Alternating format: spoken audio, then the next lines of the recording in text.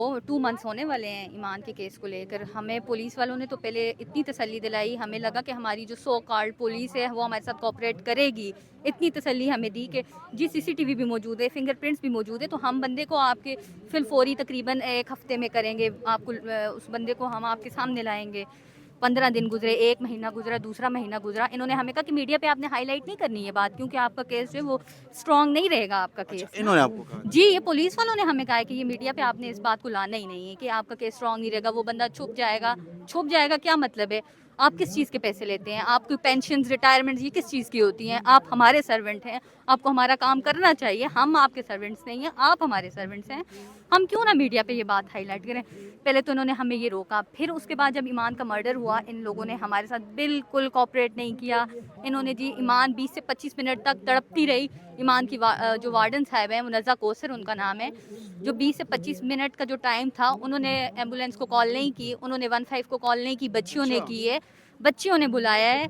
फिर उसके बाद जी उन्होंने, आपको पता है एम्बुलेंस का तो टाइम लगता है, 15 से 20 मिनट तो उसके आने एग्ज़ैक्टली। में भी लगता है। उन्होंने उसका वेट किया, एम्बुलेंस आई है, वो लेकर गए हैं उसमें, ठीक है। 20 से 25 मिनट तक उनके घर में गाड़ी मौजूद थी, वो उसमें लेके जा सकती थी, लेकिन उन्होंने तो डायरेक्ट बोला कि ये तो पुलिस केस है, हम तो नहीं कर सकते कुछ भी ना। और उनका ये भी कहना है कि हमें तो आवाज़ भी नहीं आई बिल्कुल फायर की ना।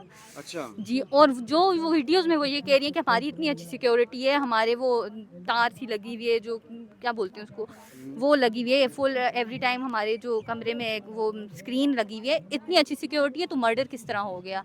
हमें जवाब दें इस मुझे चीज़ का। बताइएगा कि जो ईमान की फ्रेंड्स वहाँ पे थी, जो उनके रूममेट्स थे, उनका क्या कहना था इसके बारे उनका कहना ये था कि उन्होंने जिस वक़्त उस बंदे को देखा, ईमान चीखती-चिल्लाती हुई, जैसे ही ईमान की तबीयत ख़राब हो रही थी, जैसे मौत से पहले इंसान की तबीयत होती है, घबराहट होती है इंसान को। हम मुसलमान हैं, हमें इस चीज़ को मानना चाहिए कि हर एक बंदे की कैफ़ियत होती है मौत से पहले। जिस वक़्त वो निकली अपने रूम से, उसने उस बंदे को देखा, शोर करती हुई वो अंदर की तरफ आई जैसे ही। आई तो उस बंदे ने इशारा किया कि चुप, खामोशी का इशारा किया। वो बच्चियाँ देख रही थी, लेकिन ईमान डरी हुई थी, उसकी बैग थी, उसने फायर कर दिया था कि मैं भाग जाऊँगा, या वो किस तरह का इशारा दे रहा था, ये हमें नहीं समझ आई कि वो क्या, किस चीज़ का इशारा दे रहा था। लेकिन उसने फायर कर दिया, बच्चियों ने देखा है अपनी आँखों से, और ये सब हुआ है। और मुझे बताइएगा अभी लास्टली पूछना चाहूँगा, अभी पुलिस आप लोगों के साथ कोई कोऑपरेट नहीं कर रहा बिल्कुल भी नहीं। आज भी जी एक दिन हम लोगों ने जैसा प्रोटेस्ट रखे हैं, उन्होंने कहा है कि जी हम लोग जो हैं वो कर रहे हैं, एफआईआर कर रहे हैं। नहीं, हमने मुजरिम आपका जो मुझे है पकड़ी मुलज़िम है। पकड़ लिया। आप लोग बिल्कुल भी इस तरह के कोई वो नहीं करें, प्रोटेस्ट नहीं करें। उन्होंने आज मैं हमारे भाई को, हमारे चाचू को बिठा के रखा रहा तकरीबन 4-5 घंटे कि ये लोग प्रेस क्लब के बाहर ना जाएँ।